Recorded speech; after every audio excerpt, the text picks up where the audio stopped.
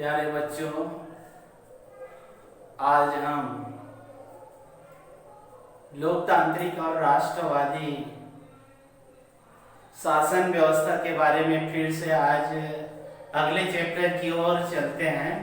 और उस अगले चैप्टर का नाम है जापान। इससे पहले हम लोग फ्रांस, अमेरिका, यहाँ पर किस प्रकार से शासन व्यवस्था थी और वहाँ शासन व्यवस्था से वहाँ की जनता असंतुष्ट थे और किस प्रकार से वो वहाँ लोकतंत्र की स्थापना किए, इसके बारे में पिछले चैप्टर में आपको बताया गया। उसी आधार पर आज हम चलते हैं जापान।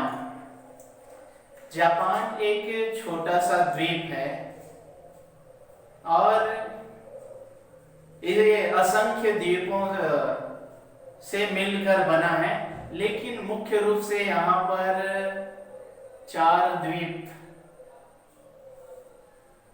प्रसिद्ध है। और वो 4 द्वीप आता है होसु, क्यूशु, शिकोकु और होकाइडो। ये 4 द्वीपों से मिलकर जापान बना है। और जापान एक छोटा सा द्वीप होने के बावजूद भी यहाँ पर कभी भी उपनिवेश कबूल नहीं किया। जैसे कि अमेरिका एक उपनिवेश था, भारत एक उपनिवेश था, ऐसे बहुत सारे जो राष्ट्र आज स्वतंत्र हो चुके हैं जहाँ पर लोकतंत्र की स्थापना हुई है, ऐसे बहुत सारे जो विकसित राष्ट्र भी हैं वो भी उपनिवेश थे। लेकिन जापान एक छोटा सा देश या राष्ट्र होने के बावजूद भी कभी भी उपनिवेशवाद कबूल नहीं किया। यहाँ के सम्राट जो थे वो किसी भी दूसरे देश को अपने देश में व्यापार व्यवसाय के लिए ना आमंत्रित किया, ना दूसरे देश में वो अपने व्यापार को बढ़ाने का प्रयास किया। और इसी के कारण जापान एक उपनिवेश से बचा रहा। वहाँ के जो सम्राट जो थे उनके एक सूझबूझ के कारण और वहाँ की जो जनता, वहाँ के व्यापारी, वहाँ के जो सैनिक जो थे, इनकी एक सोच के कारण जापान उपनिवेश देश नहीं बन सका। तो आइए चलते हैं इसी जापान के बारे में। यहाँ की जो शासन व्यवस्था किस प्रकार से थी इसके बारे में जानते हैं।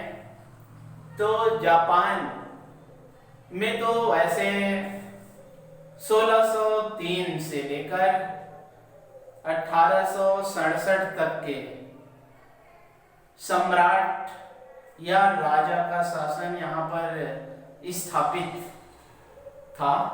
और उसके बाद अंतिम समय में जब मेजी सम्राट बनकर जब जापान में आया तो उन्होंने कई प्रकार के जनता को अधिकार दिए, वहाँ पर व्यापारियों को अधिकार दिए, वहाँ के किसान कारीगरों को अधिकार दिया गया, उनके लिए कई प्रकार की योजना बनाए।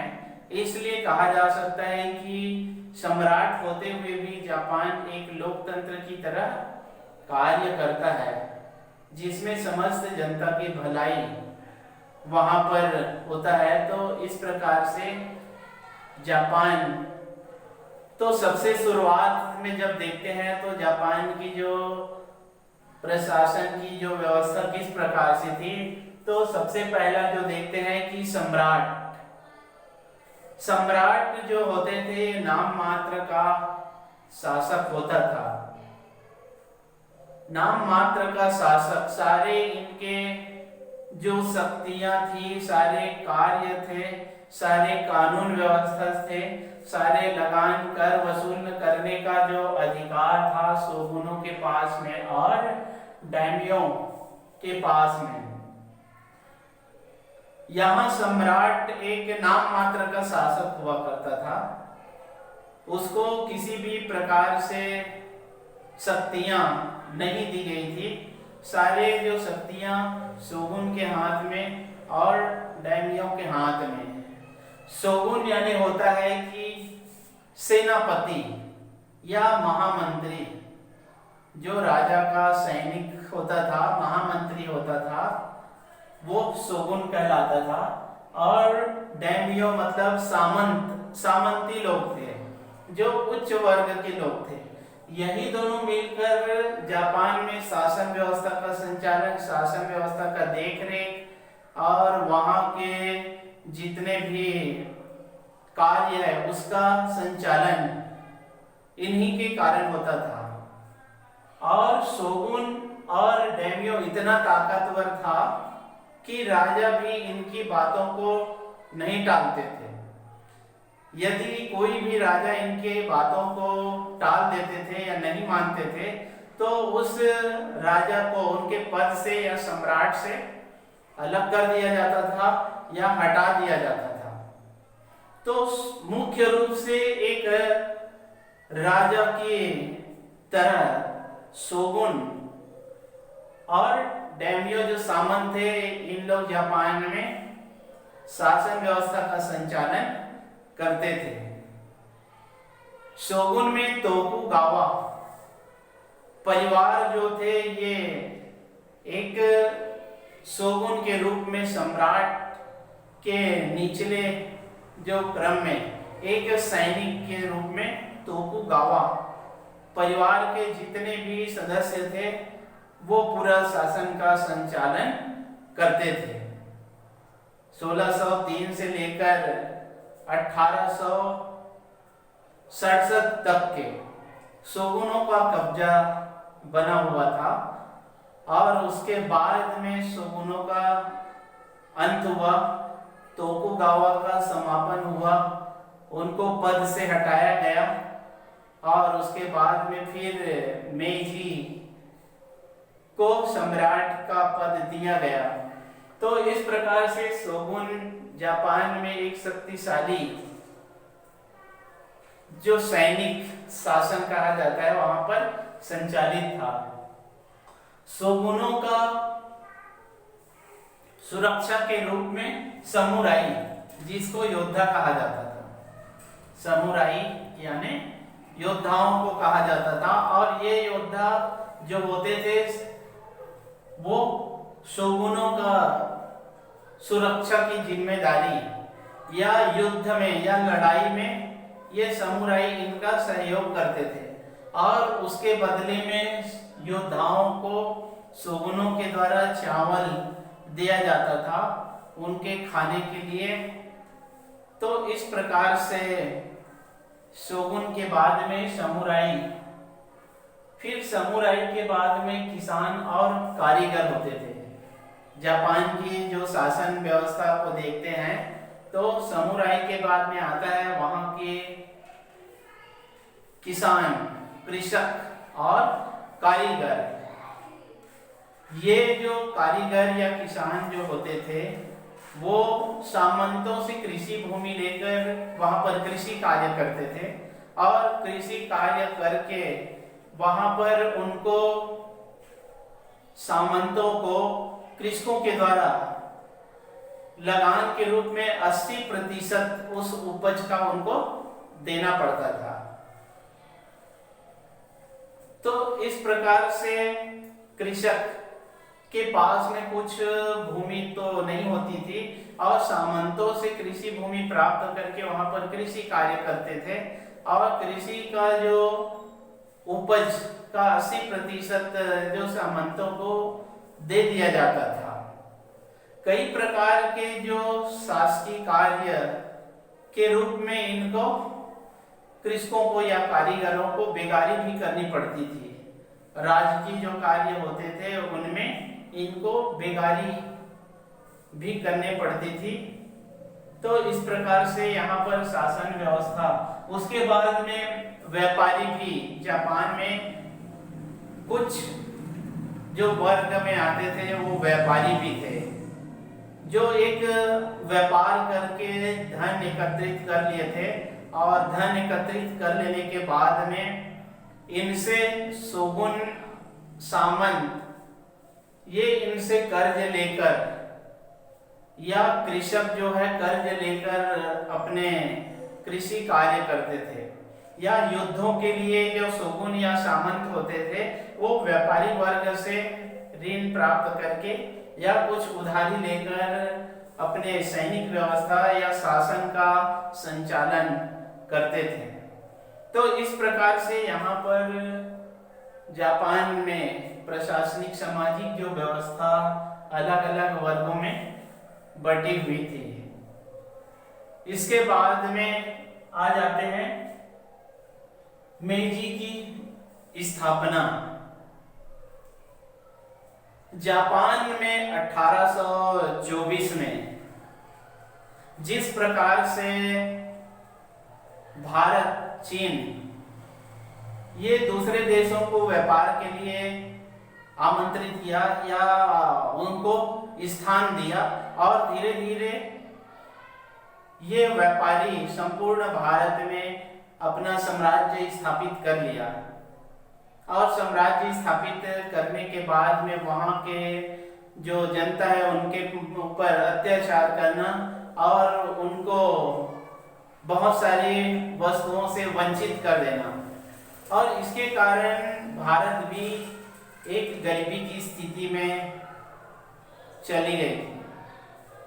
तो यहाँ पर मेजी की स्थापना,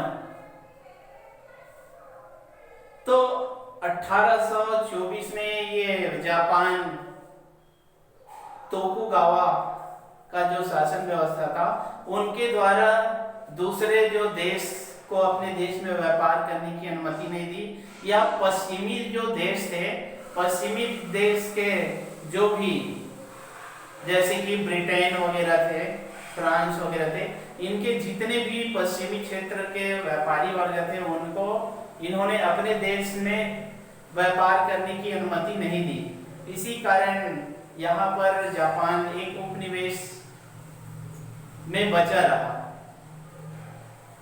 तो इसके बाद में वहाँ की जो शासन व्यवस्था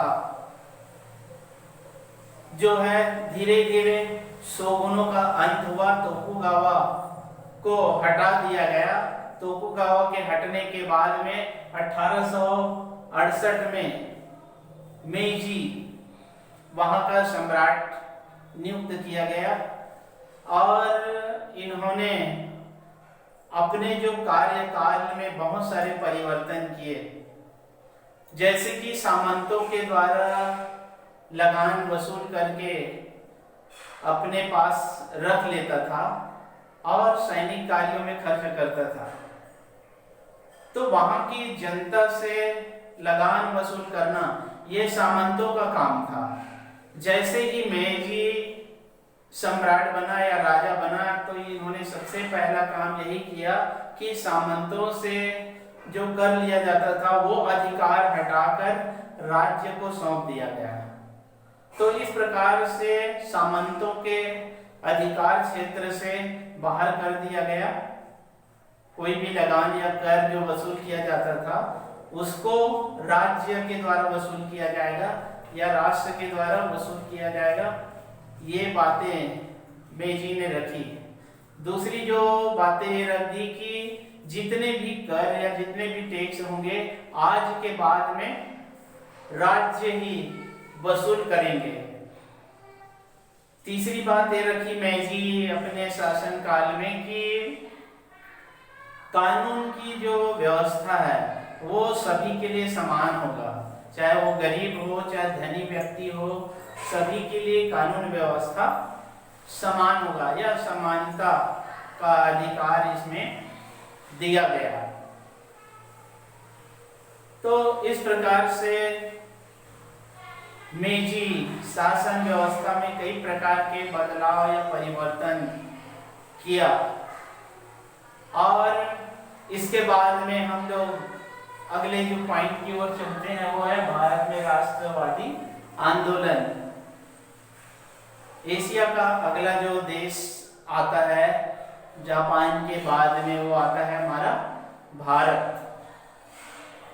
भारत में ब्रिटिश शासन व्यवस्था संचालित था और यहाँ पर ब्रिटिश एक व्यापारी के रूप में आए, राजा जमोरिन से कुछ भूमि व्यापार के लिए मांगा, लेकिन उन्होंने मना कर दिया और फिर अंग्रेज अपने कूटनीति चाल के द्वारा आसपास के राजाओं से विचार विमर्श करके अंत में राजा जमोरिन को मना लिया और वहां पर एक छोटे से व्यापार के लिए स्थान मांगा। और इस प्रकार से धीरे धीरे भारत में अपना व्यापार का विस्तार बढ़ाते हुए शासन व्यवस्था पर भी दखल देना शुरू कर दिया। तो 1857 की जो स्वतंत्रता संग्राम का शुरुआत से लेकर सन 1947 तक स्वतंत्र होते तक के कई नेताओं के द्वारा अपने अपने तरीके से भारत को स्वतंत्र कराने में और भारत लोकतंत्र की ओर ले जाने में, भारत में लोकतंत्र की स्थापना हो, इसलिए बहुत सारी बातों को ध्यान में रखते हुए यहाँ के राजाओं ने तो प्रयास किया, लेकिन राजा के द्वारा जो प्रयास किया गया वो एक शुरुआती दौर था। सन 1857 का जो स्वतंत्रता संग्राम की लड़ाई जो हुई, कई राजा जो हुए उनके द्वारा अंग्रेजों के विरुद्ध लड़ाइयां लड़ी गई और उसमें असफल हुए, अंग्रेज से परास्त हुए और परास्त होने के बाद अंग्रेजी शासन हमारे भारत में स्थापित ही रहा। कुछ मध्यम वर्ग के जो लोग थे जिन्होंने अंग्रेजी शिक्षा भी प्राप्त कर ली थी और अंग्रेजों से बोलचाल की भाषा उन लोग कर सकते थे, तो ऐसे जो लोग थे उनमें बाल गंगाधर तिलक, विपिन चंद्र पाल, ऐसे बहुत मध्यम वर्गीय जो नेता थे उन्होंने प्रयास किए और इस राष्ट्रवाद या राष्ट्रीय आंदोलन को आगे बढ़ाने का प्रयास इनके द्वारा किया गया। 1885 ईस्वी में इनके द्वारा कांग्रेस, राष्ट्रीय कांग्रेस का गठन किया गया और धीरे धीरे इनका विस्तार होता गया। लाल बाल पाल, इस प्रकार से तीन जो महान नेता थे जो भारत को स्वतंत्र कराने के लिए आगे आए और कई जो ऐसे लोग थे जिन्होंने क्रांतिकारी को हथियारों के बदौलत या शस्त्र के बदौलत भारत को स्वतंत्र या आजादी दिलाना चाहते थे, लेकिन गांधी जी ने अफ्रीका से वापस जब लौटे तो भारत की स्थिति को देखे तो उन्होंने यहाँ पर इस आंदोलन में कूद पड़े और अपने तरीके से सत्याग्रह, भारत छोड़ो आंदोलन, असहयोग आंदोलन, इस प्रकार से बहुत सारे आंदोलन करके भारत को अंग्रेजों से मुक्ति दिलाने का प्रयास किया। कई ऐसे महान क्रांतिकारी थे जिन्होंने बलिदान देने के लिए भी तत्पर हो गए, जैसे खुदीराम बोस और भगत सिंह, चंद्रशेखर आजाद, ऐसे बहुत सारे क्रांतिकारी जो थे उन्होंने अपने प्राणों की बलिदान देकर इस मातृभूमि को, हमारे भारत को अंग्रेजी गुलाम से स्वतंत्र कराने के लिए प्रयास किए। गांधी जी ने सत्याग्रह, सत्य के लिए अंग्रेजों के सामने आग्रह किया और वो पूरे भारत की शासन प्रणाली के बारे में, लोगों के बारे में बताया और लोगों को ये भी बोला कि हम सत्य के आधार पर अंग्रेजों से स्वतंत्रता चाहेंगे, स्वतंत्रता के लिए हम अंग्रेजों को बता देंगे और यहाँ से अंग्रेजों को जाना पड़ेगा। तो इस प्रकार से कई प्रकार के हमारे भारतीय नेताओं ने राष्ट्रवाद के लिए अपने जीवन की कुर्बानी दी और सन 1947 को स्वतंत्र कर दिया गया। भारत स्वतंत्र होने के बाद में अब यहाँ का कानून व्यवस्था, लोकतंत्र की स्थापना के लिए बहुत सारी बातें या बहुत जो नेताओं के द्वारा कई बैठकें आयोजित की गई और संविधान के निर्माण के लिए एक समिति बनाई गई जिसका अध्यक्ष बाबा साहब अम्बेडकर को अध्यक्ष मनोनीत किया गया और कई देशों के संविधान से लेकर अमेरिका है, ब्रिटेन है, जापान है, रूस है, ऐसे अलग अलग देश के संविधान से बहुत सारी बातों को लेकर हमारे भारतीय संविधान का निर्माण किया गया। और इस प्रकार से 3 वर्षों की अथक मेहनत के बाद में 1950 को हमारा भारतीय संविधान लागू कर दिया गया और भारत में लोकतंत्र या गणतंत्र की स्थापना हुई, जो आज पर्यंत तक के भारत में लोकतंत्र के आधार पर हर 5 वर्ष में यहाँ पर जनता अपने प्रतिनिधियों की चुनाव करती है। चुनाव के माध्यम से नए नए प्रतिनिधि चुनकर आते हैं और शासन व्यवस्था संचालित करते हैं। 5 वर्ष के बाद में यदि शासन व्यवस्था ठीक से नहीं चला पाते तो जनता उनको 5 वर्ष के बाद में हटा सकती है। संविधान के निर्माण होने के बाद में कई राजनीतिक पार्टियां बनी और ये राजनीतिक पार्टियां जो चुनाव के लिए अपने प्रतिनिधि नियुक्त करते हैं और उन प्रतिनिधि को जिताने का प्रयास करते हैं वो राजनीतिक पार्टी, और जो बड़ी पार्टी बनकर आती है उस बड़ी पार्टी को ही सत्ता सौंपा जाता है। तो इस प्रकार 5 वर्ष तक के लिए शासन व्यवस्था संचालित होता है।